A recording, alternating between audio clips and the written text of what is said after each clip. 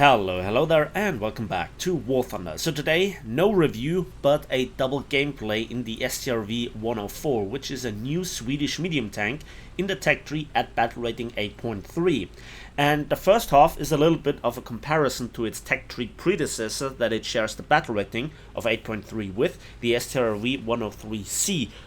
Indigenous Swedish medium tank design, aka a tank destroyer with hull aim, so it doesn't work in War Thunder because gotcha.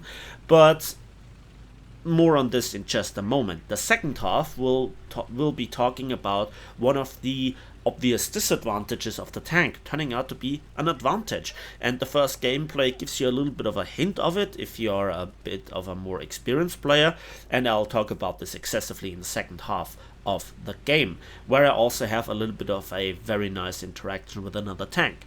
So the Strv 104, it's basically a sho't Dalet, and with the exception of the heat shell. So let's talk about the mobility, the armor and the firepower, and combine this straight away with a comparison to the Strv 103C.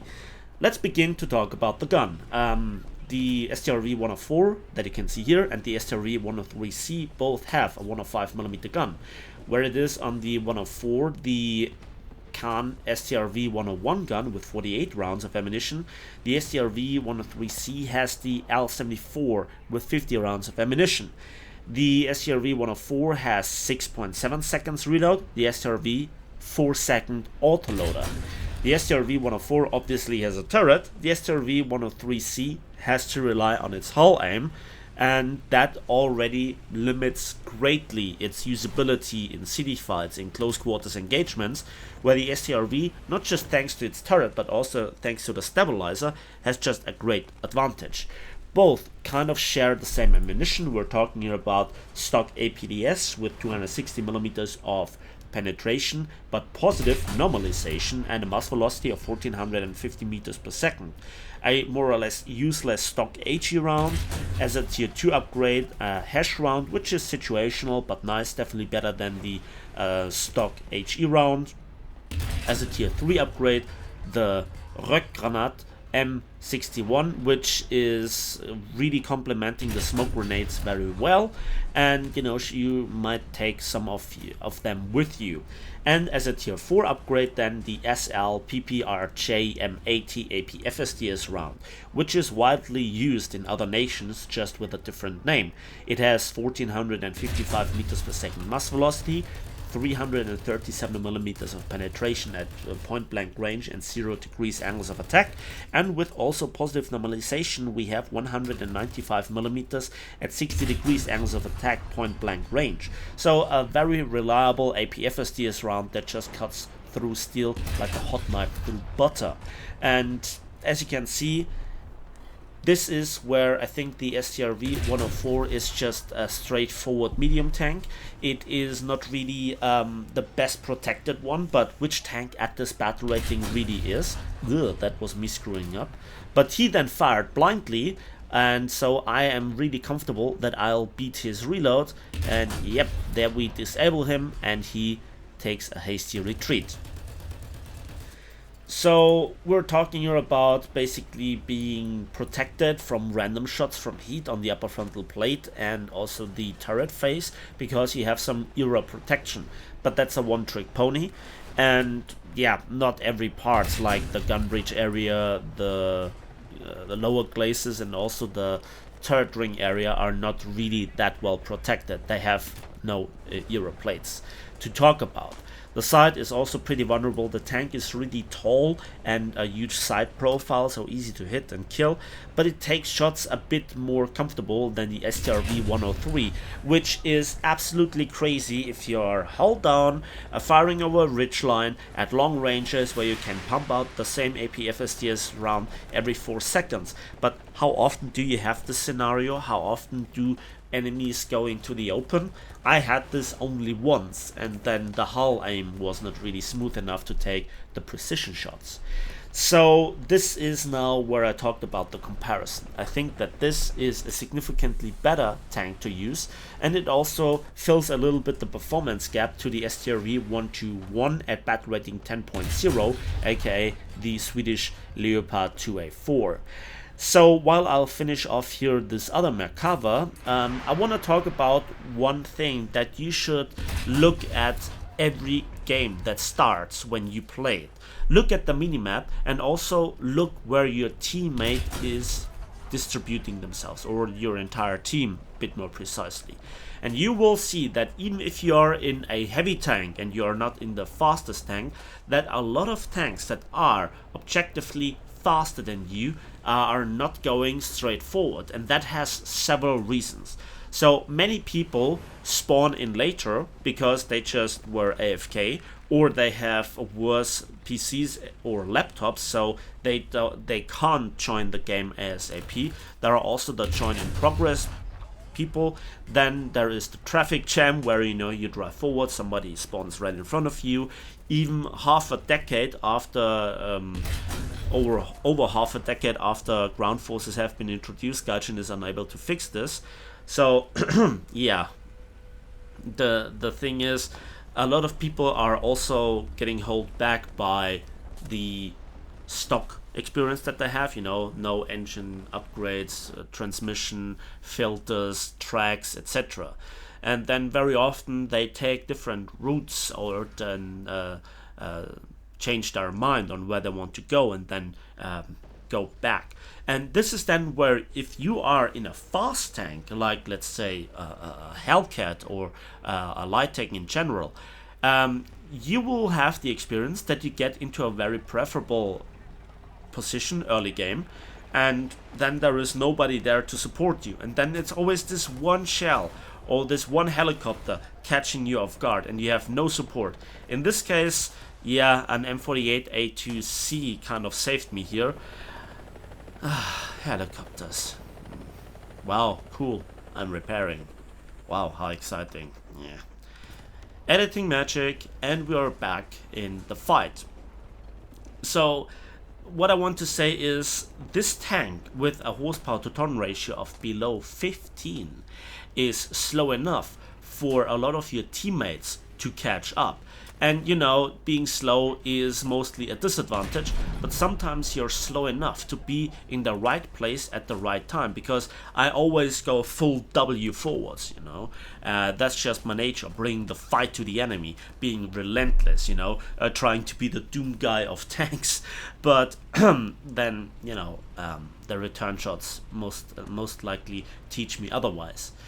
Anyway, what I want to say is, this battle, as you can see, I was actually going here with my teammates, and I was turning back from the front line to help in the capturing process, which is always a nice thing to have. Also, an enemy was spotted, so maybe they are between me and the mouse, and indeed the mouse fires at something, something explodes, something has been destroyed of the enemy team. And so here I push with another Leopard A1A1, and then look at this poor IS-3. He doesn't see anything in front of him. He wants to take the corner, but he's a heavy tank. So there's the APFSDS magic. Aiming for a weak spot. Lol. So yeah, here we go, and we drive forwards.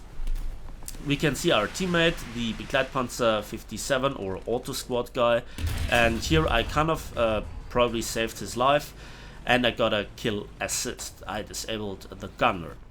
So we'll see a bit more of this guy later on. I pushed into the cap, and I briefly saw something there, so now I take my brave pills and I push right straight in. There is something at angle, and yeah, it deflects off the side skirt, and the AML-90 got destroyed. And I got set on fire. I go for the front drive wheel on the M60A2, and that's good night, sweet sunshine. So, repairing in the cap, and then the Begleitpanzer that I previously might have saved helps me repairing. Together with the shorter repair time in the cap, the repair is done in no time. But I smoke up again, the smoke is refilling constantly, and I want to get back one crew member because I want the maximum performance. It already looks like the end of the battle is near, but don't be fooled, because a lot of the people want to win harder, so they overextend, they push, and they want to get more kills. They want to go for their reward for pushing in. A missile goes in, and yeah, I saw the hit, and there we got a nice kill. I assumed something is on the left hand side. One of my side skirts is missing. Sad mic goes boom. And yeah, there the BMP-1 kind of put up the dirt. He fired a bit too low. Yeah, we see him. Before he could reload, I take aim, and let me please reload quickly. No, okay. But that M163 kind of disabled my Begleitpanzer. I want to help my Begleitpanzer to be repaired. He helped me earlier, I guess. But, you know, it's War Thunder, so no good deeds get unpunished. And I catch a side shot to the turret. I smoke up, and then a reverse. Want to bring the tank around. Want to present the strongest armor to the enemy. Stopping the reverse and then going forwards, threw off his aim, and my engine caught it. I let the fire burn, and I think to myself, oh god, that's it. But the Begleitpanzer shot another missile. So I start the repairing process, and I'm down to 2 crew members. I would have died there if I would have taken the crew member back into my tank earlier. And so we are now both repairing in the cap, which shortens the repair. But I'm down to 2 crew members, so the repair should be longer. But it doesn't really matter because, yeah, the Begleitpanzer can share the smoke screen with me. So that is good. And this is then the teamwork. Because if you're slow enough, your teammates are your advantage. They present other targets for the enemy. You get easier kills. And you also get very often saved by your teammates. They don't really do this most of the time to save you, but to just get the kill, because kills pay bills. I go here through a long reload. The Begleitpanzer disables the T-55 with a missile, and that gives me all the time to go straight through the frontal plate after this long reload. And that's my 7th kill. And I just don't want to get out of the cap, because this is where I have a little bit of a ridgeline. This is where I have my teammate, and this is where I also have faster repair if necessary. But obviously you can see there are a lot of teammates of me already up front. So what is the message of this video? This tank is cool. It's better than the actual Swedish medium tank, which, you know, I like the design idea of, but Gaijin executed it poorly, and this is just a straightforward tank, and it just works. The gun is fine. The AP FSDS, once you have it, is cool, but even the stock APDS and the combination of APDS and hash will actually be effective. It has all the necessary tools, and it doesn't need to be a speed demon if you adapt to the slowness, so to speak, and that just works fine. So despite a severe battering from the enemy team, we got the heavy metal hero and the survivor finishing first on team. Let's have a quick look at the post-battle results, and I think for a Tech Tree tank, getting here some 64,000 civil lines and 7,100 RP with a premium account, but no civil line or RP boosters is quite nice. And I hope you enjoyed this video. Yes, it was not a review, it was just a mere gameplay, but anyway, I think that serves as good as any video. Thanks for watching, thanks for listening. I hope you enjoyed this video. Please give it a like if you did, subscribe if you want to see more, let me know in the comment section what you think about it, and as usual, we'll see each other on the waves, in the skies, and on the battlefields of War Thunder.